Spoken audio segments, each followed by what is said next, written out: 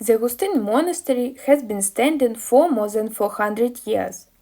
They burned it, destroyed it, tried to erase even the memory of it, but it, like the phoenix, resurrected and was reborn. He has been bringing people love and faith for 400 years. 400 years gives hope to everyone, sinners and righteous. Whatever the times, the world could never do without monasteries, which resemble a huge candle before God. And people have always been drawn to the light. That's why our next location is Gustin Holy Trinity Monastery, located in the village of Gustynia, on the right bank of the Uda River, near the city of Preluki, Chernigiv region. The beginnings of Gustin Monastery date back to 1600. Its founder was the monk Iosif, who came from Mount Athos and settled here for solitude.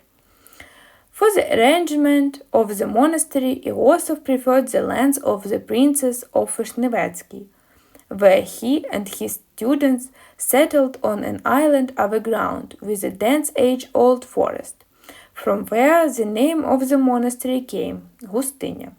Severe trials fell to the Gustin monastery in 1622. It was damaged by an earthquake.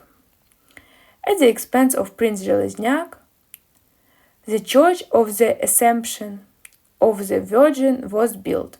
In 1636, the fire broke out in the monastery, and 2 years later it was ravaged by nobles.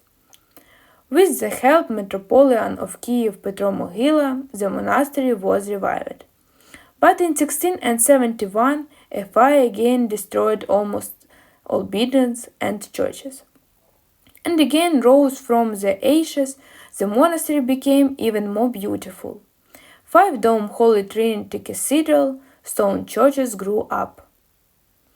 The Trinity Cathedral stands on the bodies of 3 babies, who during one of the attacks on Ukraine were killed and left near the Gustin monastery. The Christians buried them in the monastery under the altar.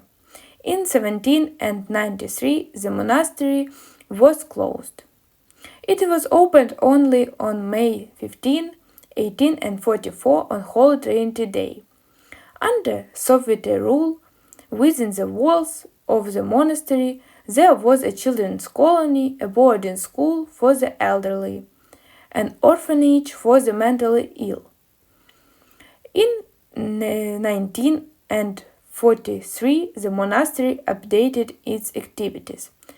Charity dinners are now held in the monastery. A Sunday school is open.